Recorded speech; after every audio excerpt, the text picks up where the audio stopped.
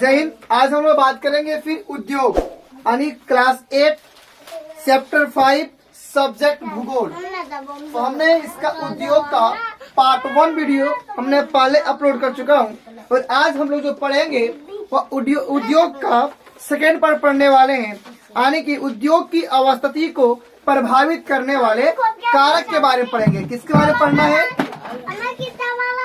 उद्योग की अवस्थिति को, उद्योग की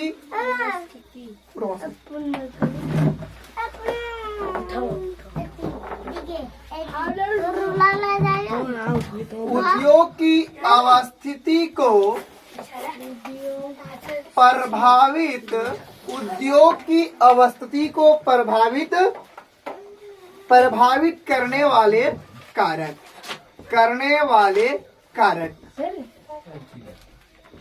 हम लोगों ने पहले पार्ट 1 वीडियो में पहले क्लास में समझे थे।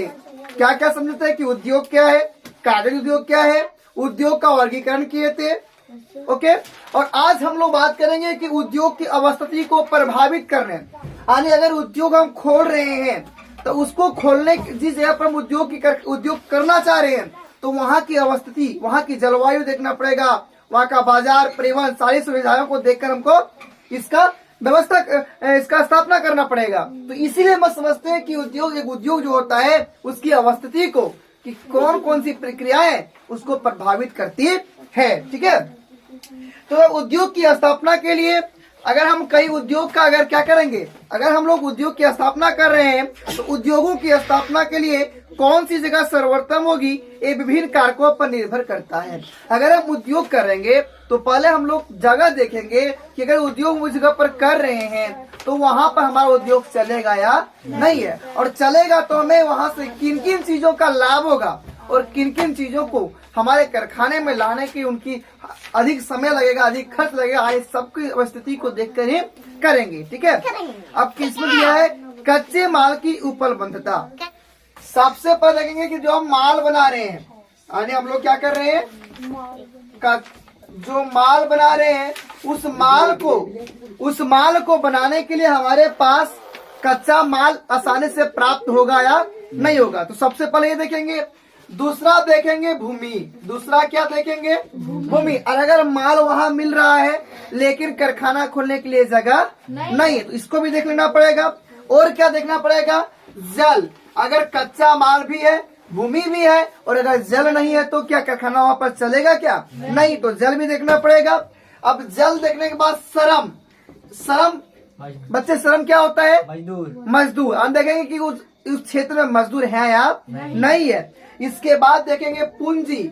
अब सब कुछ हो गया, अब देखेंगे हमारे पास कितने का बजट आ रहा है और मेरे पास कितना बजट है। पूंजी की न्यूनता, फिर शक्ति, फिर और इसमें देखना भी है शक्ति साधन। अरे शक्ति साधन क्या होता है? यानी बिजली, पावर। ठीक है, इलेक्ट्रॉनिक। फिर देखेंगे परिवहन, संचार, परिवहन। फिर क्या देखना है? संचार परिवहन। और क्या देखेंगे? बाजार। और क्या देखना है?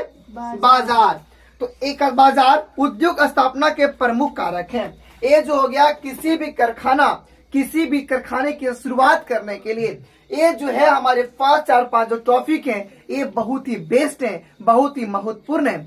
जैसे सबसे पहले अगर हम कारखाना खोल रहे हैं, जिस चीज का वहाँ हम लोग निर्माण करेंगे, उत्पादन करेंगे, उसके लिए कच्चे माल हमारे क्षेत्र में मिल रहा है कि नहीं। अगर वो मिल गया फिर देखेंगे कारखाना खोलने के लिए जगह है या नहीं है। जगह भी मिल गया, अब देखेंगे वो हमारे क्षेत्र में जल है कि नहीं है। जल भी मिल गया है, उसके बाद देखेंगे वहाँ मजदूर हमको मिल सकता है कि नहीं मिल सकता है। मजदूरों को सुरक्षा होता है, उसका कुछ सुरक्षा सेफ्टी है या नहीं है। फिर देखेंगे पूंजी। अब सब कुछ देखेंगे कि उसमें खर्चा कितना हो रहा है और मेरे पास पूंजी कितना है। इसके देन देखेंगे शक्ति साधन, यानी वहाँ पावर सप्लाई है या नहीं है, यानी लाइन है कि अगर हमारा कारखाना खोलेंगे वहाँ विद्युत का व्यवस्था पड़ेगा तो विद्युत वहाँ पहुँचता है कि नहीं पहुँचता है। फिर देखेंगे संचार, परिवहन, यानी वहाँ का परिवहन समझता है ना, आता है तो सामानों को एक जगह से दूसरी जगह पर ले जाता है। मजदूर आने के लिए व्यवस्था है कि नहीं, माल ले जाने की व्यवस्था है कि नहीं है। फिर देखेंगे वहां से बाजार की दूरी कितनी है। क्लियर है टॉपिक? यानी क्या हुआ, एक प्रश्न पूछेगा उद्योग की अवस्थिति को प्रभावित करने वाले कारकों का नाम लिखें। तो ये सारे कारक लिख सकते हैं, कच्चे माल की उपलब्धता, भूमि, जल, श्रम, परिवहन, बाजार, शक्ति साधन लिख सकते हैं, कोई दिक्कत। देश के पिछड़े क्षेत्रों के तीव्र औद्योगिक विकास को प्रोत्साहित करने के लिए सरकार निवेशकों को विद्युत, परिवहन, संचार कर आदि में छूट देती है। अब सरकार किसी कोई व्यक्ति कारखाना खोलता है तो उस कारखाना को विकसित करने के लिए सरकार उसको परिवहन में छूट देता है, जिसको जीएसटी बोलते हैं। तो परिवहन में कुछ छूट दे देता है, विद्युत में कुछ छूट दे देता है, और क्या करती है, संचार में कुछ छूट दे देती है। ठीक है, इसके परिणाम स्वरूप निजी क्षेत्र के निवेशक पिछले क्षेत्रों में भी उद्योगों की स्थापना करते हैं। अब औद्योगिक तंत्र, अब अगला टॉपिक जो हम लोगों के पास है औद्योगिक तंत्र। कौन सा तंत्र? औद्योगिक तंत्र। तो कृषि की तरह ही औद्योगिक तंत्र में निवेश, परिक्रम और निर्मित शामिल है। जिस प्रकार कृषि समझता है ना, कृषि मतलब क्या होता है, खेती बाड़ी करना। तो जिस प्रकार कृषि में औद्योगिक तंत्र में निवेश करना पड़ता है, कुछ पैसा लगाना पड़ता है, परिक्रम करना होता है, निर्गत शामिल है। निवेश के अंतर्गत कच्चा माल, और जब हम लोग वही जब कारखाना खोलेंगे तो वहाँ क्या क्या निवास करना पड़ेगा, तो हम लोग निवेश के रूप में करेंगे, कच्चा माल लगाएंगे, कच्चा माल खरीदेंगे, खरीदेंगे नहीं खरीदेंगे। जैसे अगर चीनी के कारखाना है तो क्या खरीदेंगे हम लोग, गन्ना खरीदेंगे। इसके बाद फिर श्रम यानी मजदूर को रखेंगे मजदूरी काम करने के लिए। भूमि की लागत, भूमि खरीदना पड़ेगा। जल की व्यवस्था, बोरिंग कराना पड़ेगा। परिवहन, गाड़ी भी रखना पड़ेगा सामान का ट्रांसपोर्ट करने के लिए। विद्युत बिल देना पड़ेगा बिजली का, तो फिर जनरेटर लेना पड़ेगा। एवं एक अवसंरचनाएं क्या है, शामिल है। जबकि कई प्रकार के जटिल मशीन एवं मानवीय क्रियाकलाप प्रक्रम के अंतर्गत आती हैं। और इसमें क्या, बड़े बड़े मशीन की भी आवश्यकता होती है। बड़े बड़े मशीन भी हम लोगों को क्या करना पड़ेगा, लेना पड़ेगा। उद्योगों का अंतिम उत्पाद एवं इससे अर्जित आय निर्गत है। अब हम इससे जब हम लोग जो चीज का उत्पादन करने के बाद हम उसको क्या करेंगे, हम लोग जब अर्जित निर्यात करेंगे, क्या करेंगे, निर्यात में सामान को बेचेंगे। जब हम लोग अपने कारखाना में किसी सामान का उत्पादन करेंगे और उस उत्पादन को बाजार में बेचेंगे, निर्यात करेंगे, तो उससे हमें जो कुछ मिलेगा वही निर्गत होता है। वह आय अर्जित आय क्या कहलाता है, निर्गत कहलाता है।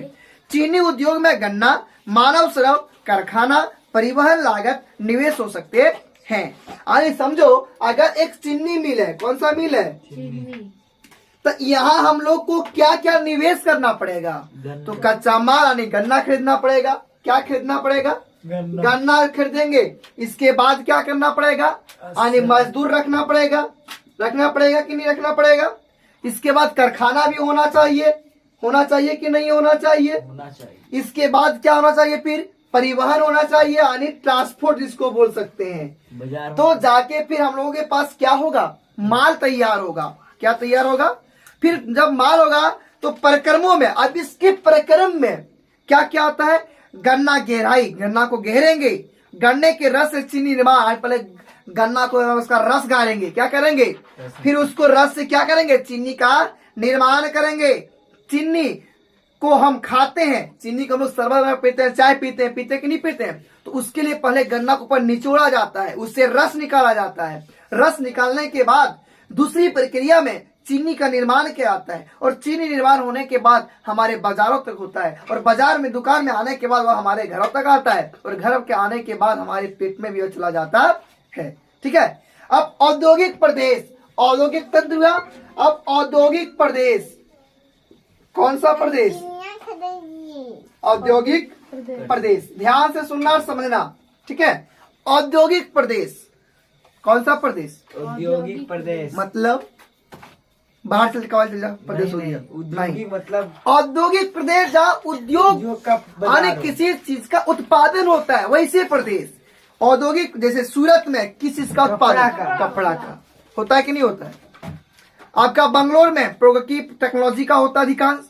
कहता है औद्योगिक, केरल में आपका मसाला का है। कहता है औद्योगिक प्रदेश ऐसे क्षेत्र होते हैं, औद्योगिक प्रदेश ऐसे क्षेत्र होते हैं जहां विभिन्न प्रकार के अनेक उद्योग एक दूसरे के निकट स्थित होते हैं। औद्योगिक प्रदेश वैसे प्रदेश को कहा जाता है जहां पर कई प्रकार के कारखाने खुले हुए होते हैं, कई प्रकार के सामानों, कई प्रकार के सामग्री का उत्पादन किया जाता है। वैसे ही क्षेत्र को, वैसे ही प्रदेश को क्या बोलते हैं? औद्योगिक प्रदेश कहते हैं। आया समझ में? कोई दिक्कत? विश्व के कई क्षेत्रों में बड़े उद्योगों की स्थापना हुई है। विश्व के विभिन्न शहरों में, विभिन्न क्षेत्रों में बड़े बड़े कारखानों का निर्माण हुआ है और उसमें सामानों का उत्पादन किया जाता है। ये क्षेत्र औद्योगिक प्रदेश के रूप में विकसित हुआ है। विश्व के प्रमुख औद्योगिक प्रदेश, जो विश्व के जो प्रमुख औद्योगिक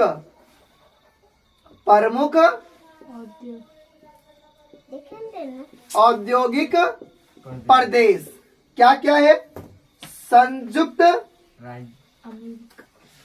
संयुक्त राज्य अमेरिका। फिर क्या है? पश्चिमी और मध्य यूरोप। पश्चिमी और मध्य यूरोप। मध्य यूरोप। इसके बाद एशिया में बहुत सारे शहर हो गया। ठीक है, इन क्षेत्रों में उद्योगों की स्थापना के लिए अनुकूल परिस्थितियां हैं। अब इन्हीं क्षेत्र में क्यों कारखाना का निर्माण हुआ? इसलिए क्योंकि उद्योग चलाने के लिए वहाँ क्या है? वैसे अनुकूल वातावरण है, परिस्थितियां हैं। वहाँ के लोगों के पास पूंजी भी होगा कि नहीं होगा? अब भारत में भी बड़े एवं छोटे औद्योगिक प्रदेश का विकास हुआ। भारत के प्रमुख औद्योगिक प्रदेश निम्नलिखित हैं। अब हम लोग भारत के प्रमुख औद्योगिक प्रदेश के बारे में जानेंगे। किसके बारे में?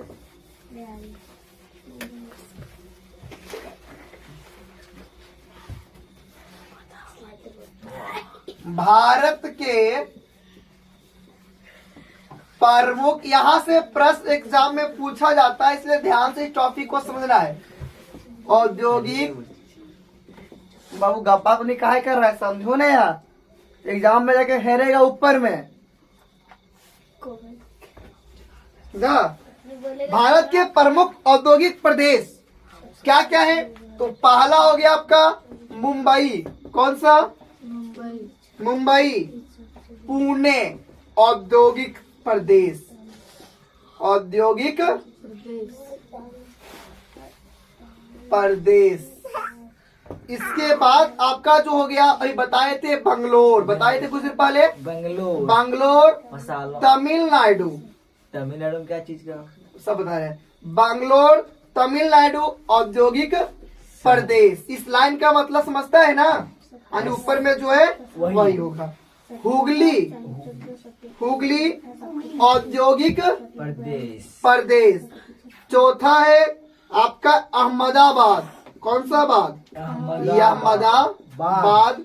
बड़ोदरा प्रदेश जगह का नाम है, अहमदाबाद में। चौथा है, पांचवा आपका है छोटा नागपुर। नागपुर औद्योगिक प्रदेश। और आपका फिर विशाखापट्टनम गुंटूर प्रदेश। कौन सा प्रदेश? गुंटूर प्रदेश। और इसके बाद आपका सातवां जो हुआ गुड़गांव कहाँ है? हरियाणा। दिल्ली। मेरठ प्रदेश। दिल्ली मेरठ प्रदेश। और लास्ट जो आठवां हो गया वह कोल्लम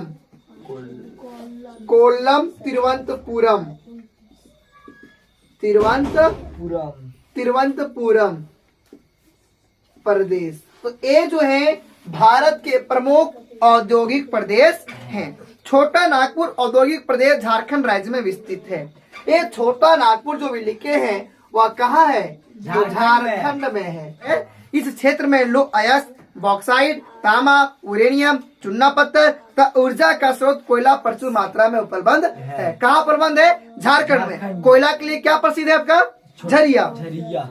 इस औद्योगिक प्रदेश में जमशेदपुर, बोकारो, धनबाद, घाटशिला, मुरी प्रमुख औद्योगिक केंद्र है। अब झारखंड के अंदर अपना जमशेदपुर आता है, बोकारो आता है, धनबाद आता है, घाटशिला आता है, मुरी प्रमुख औद्योगिक केंद्र है। जमशेदपुर तथा बोकारो में लोहा इस्पात, जमशेदपुर बोकारो में क्या है? लोहा इस्पात है। मुरी में एल्युमिनियम उद्योग है। तो घाटशिला में तांबा उद्योग का विकास हुआ है। अब विश्व के प्रमुख उद्योग, अब हम लोग पढ़ेंगे कि विश्व में जो है वह प्रमुख उद्योग कौन कौन सा है। विश्व में प्रमुख उद्योग कौन कौन सा है। अगला टॉपिक है हम लोग का विश्व में प्रमुख उद्योग। विश्व में प्रमुख उद्योग, विश्व में जो है प्रमुख उद्योग लोहा, इस्पात, सीमेंट, तेल शोधन, एल्युमिनियम, सूती वस्त्र, चीनी, जूट, सूचना प्रौद्योगिकी जैसे अनेक उद्योगों का विकास हुआ है। इनमें लोहा, इस्पात, खनिज आधारित सूती वस्त्र, कृषि आधारित तथा सूचना प्रौद्योगिकी तकनीक आधारित उद्योग है। लोहा इस्पात उद्योग, अब क्या आता है? लोहा इस्पात उद्योग। कौन सा? यहाँ से प्रश्न पूछेगा, इसलिए ध्यान से समझना। लोहा इस्पात उद्योग, जहां जहां से प्रश्न पूछा जा रहा है वहां से बार बार इन्फॉर्म कर रहे हैं, इसलिए ध्यान सुनते जाना है। लोहा एवं इस्पात उद्योग आधारभूत उद्योग है। इसके उत्पाद पर ही अनेक उद्योगों का विकास होता है। प्रश्न पूछेगा किस उद्योग को उद्योगों का मेरुदंड कहा जाता है? तो किसको? लोहा उद्योग। इस उद्योग को लोहा। कोई देश औद्योगिक रूप से कितना विकसित है या वहाँ के लोहा इस्पात उद्योग के विकास पर निर्भर है। अयस्क, कोयला, चूना, पत्थर इसके लिए मुख्य कच्चा माल है। श्रम, पूंजी, भूमि, परिवहन इसके अनेक प्रमुख निवेश हैं। लोहा अयस्क से इस्पात निर्माण में कई प्रक्रियाएं हैं। सबसे पहले कच्चे माल को, अब लोहा जिस देश में जितनी अधिक लोहा विकसित है, लोहा कारखाना जिस देश में, जिस राज्य में लोहा कारखाना जितना विकसित है, उस देश का उतना ही अधिक क्या होता है? मुनाफा, विकसित होता है, विकास होता है। 1960 ईस्वी तक लोहा इस्पात उद्योग की स्थापना उन स्थानों पर की गई जहां कच्चा माल, कोयला, लोहा, जल, विद्युत एवं शक्ति साधन उपलब्ध थे। 1960 ईस्वी तक, कब तक? 1960। जगह देखता था कि कहाँ कोयला है, कहाँ जल है, कहाँ बिजली है। उसी जगह पर किसका निर्माण होता था? लोहा कारखाना का निर्माण किया जाता था। किस कारखाना का? कौन सा जगह पर? जिस जगह पर कोयला मिलता था और क्या था? लोहा था, कच्चा माल था, जल था, विद्युत था। बाद में, लेकिन कुछ दिन बाद 1960 ईस्वी के बाद इस उद्योग की स्थापना पर परिवहन साधन एवं बाजार मांग का अधिक प्रभाव पड़ने लगा। अंततः 1960 ईस्वी के बाद लोहा और इस्पात उद्योग समुद्री बंदरगाहों के निकट स्थापित होने लगा। अब 1960 के बाद ये नहीं देखता था कि कच्चा माल कहाँ से मिलता है। 1960 के बाद वह परिवहन पर चला गया। किसको देखता था? कि किस जगह पर से हम लोग कच्चा माल को आसानी से ला सकते हैं, अपने उत्पादों को आसानी से बाजार तक भेज सकते हैं। तो कहाँ से कहाँ चला गया था? समुद्री बंदरगाह पर। किस बंदरगाह पर? समुद्री बंदरगाह। अच्छा, कौन सा परिवहन सबसे सस्ता परिवहन होता है? समुद्री। जल परिवहन। कौन सा परिवहन? ये भी प्रश्न पूछ सकता है। तो 1960 तक कोयला कारखाना, लोहा उद्योग खोलने के लिए किस जगह का चुनाव किया जाता था? जहाँ पर कच्चा माल आसानी से मिलता था। लेकिन उसी को 1960 में किस जगह का चुनाव किया जाने लगा? परिवहन पर चला गया, यानी समुद्री बंदरगाह के किनारे पर चला गया। ठीक है, और इससे उनका बाजार भी अधिक बढ़ने लगा। जर्मनी, संयुक्त राज्य अमेरिका, चीन, जापान, रूस, भारत विश्व के प्रमुख लोहा इस्पात उत्पादक देश हैं। अब प्रश्न एक बनाते हैं, प्रमुख इस्पात उत्पादक देश। प्रमुख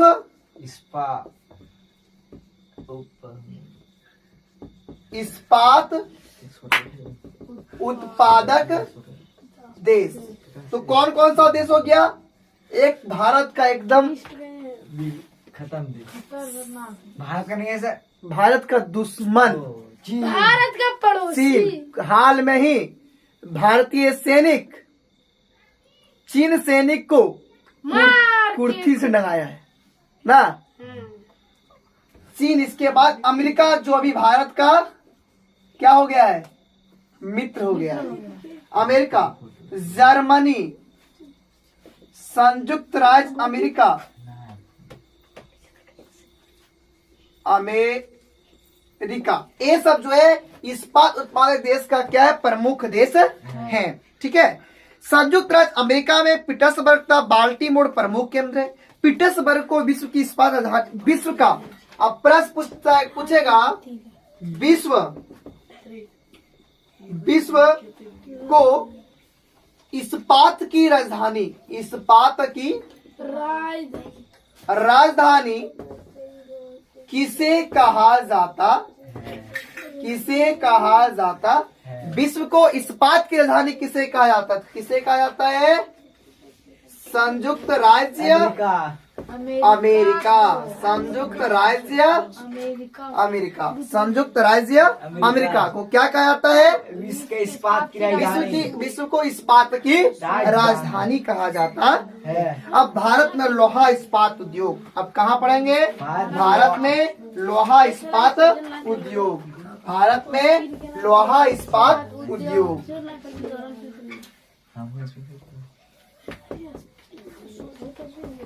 गप नहीं बाबू, भारत में लोहा इस्पात उद्योग, तो भारत में लोहा इस्पात उद्योग कहाँ कहाँ है, जमशेदपुर, जमशेदपुर, बोकारो, भिलाई, दुर्गापुर, राउरकेला, ये सब क्या है, भारत में जब आते ही इस्पात उद्योग की बात करें, प्रमुख राज्य की बात करते हैं, प्रमुख शहरों की बात करते हैं झारखंड में, तो वह जमशेदपुर हो गया है, बोकारो हो गया है, भिलाई, दुर्गापुर और भोजपुर, और भोजपुरी में बोलता है ना राउर, तो वही राउर केला। ठीक है। जमशेदपुर भारत का पीटर्सबर्ग, अब भारत का पीटर्सबर्ग किसे कहा जाता है, भारत का पीटर्सबर्ग किसे कहा जाता है, किसे कहा जाता है, तो किसे कहा जाता है, जमशेदपुर को, जमशेदपुर, किसपुर को, जमशेदपुर, सन 1907 ईस्वी, सन 1907 ईस्वी में जमशेदजी टाटा के द्वारा स्वर्णरेखा और खरकई नदियों के संगम पर साकची नामक स्थान पर आधुनिक लोहा इस्पात उद्योग की स्थापना किया गया था। अब प्रश्न पूछेगा कि 1907 ईस्वी को कब जमशेदपुर के किस स्थान पर लोहा इस्पात उद्योग की स्थापना किया गया था, तो कहाँ लिखेंगे, स्वर्ण रेखा और खरगई नदियों के कहाँ पे, संगम पर। जगह का नाम क्या था, साक्षी, क्या था, साक्षी, साक्षी याद रखना, लेकिन छी नहीं, ची, साक्षी, कौन, साक्षी, किस नदी के संगम पर, स्वर्ण रेखा और खरकई नदियों के संगम पर, कब, 1907 ईस्वी को, 1907 ईस्वी को। अब जमशेदपुर जी टाटा के नाम पर, जमशेदपुर जी टाटा के नाम पर जमशेदपुर शहर एवं टाटा नगर रेलवे स्टेशन का नाम पड़ा है। अब अगला टॉपिक बात करते हैं हम लोग, जो लास्ट टॉपिक होने वाला है, और यहाँ के बाद हमारा चैप्टर क्या हो जाएगा, समाप्त हो जाएगा। इसके बाद तुम लोगों का इसमें MCQ प्रश्न तो पहले करवा चुके थे ना, लेकिन अगर किसी को चाहिए तो वो हम उनको PDF के द्वारा क्या कर देंगे, सेंड कर भेज सकते हैं। ठीक है। औद्योगिक आपदाएं, कौन सा आपदाएं, औद्योगिक को हमेशा आवासीय क्षेत्रों से दूर स्थापित किया।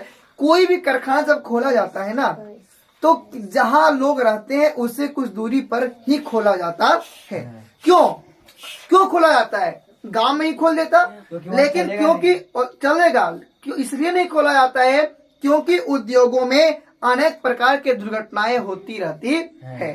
कभी आग लग गया तो अगर शहर के बीच में है तो अगल बगल भी आग फैल जाएगा, कभी कभी कोई बड़ा मशीन हादसा हो जाता है, तो कभी और भी कई प्रकार कई घटनाएं होती रहती।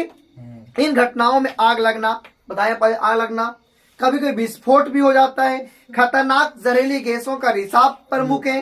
ऐसे ही एक घटना, इस प्रकार का एक घटना 1984 में 1984 में यूनियन 19 कार्बोइड कारखाना, यूनियन कार्बोइड कारखाना भोपाल, कहाँ पे? भोपाल में भोपाल में हुई थी। इस घटना में मिथाइल आइसो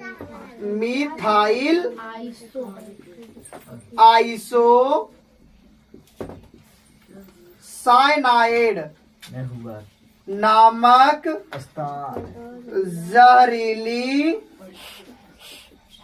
गैस का रिसाव हुआ था। यानी 1984 में भोपाल के कारखाना में एक गैस का रिसाव हुआ था, जिससे वहां के कई लोगों की मृत्यु हुई थी। लगभग 3500 से अधिक लोगों की मृत्यु, कितना? 3500 से अधिक लोगों की मृत्यु हुई थी। तो इस प्रकार हम लोगों का चैप्टर यहाँ खत्म होता है। अगर किसी को कोई डाउट रह गया हो तो वह प्रश्न पूछ सकता है। आप चाहे तो हमें कमेंट में पूछ सकते हैं, आप तो हमारे व्हाट्सएप ग्रुप ज्वाइन करके आप वहां पूछ सकते हैं। अगर आप वीडियो जो देख रहे हैं, अगर आप लोगों को इनका MCQ SST हिंदी इंग्लिश यानी किसी भी सब्जेक्ट का अगर आपको MCQ चाहिए तो आप डायरेक्ट हमें मैसेज कर सकते हैं। हम आपको MCQ यानी बहुविकलीय प्रश्न, जिस प्रकार का आपका एग्जाम होने वाला है वो प्रश्न आपको हम दे देंगे। और कुछ दिन में आप लोग खुशखबरी है कि कुछ दिन में आप लोग को डायरेक्ट लाइव क्लास दिया जाएगा। ठीक है, तो फिर मिलते हैं अगले वीडियो में।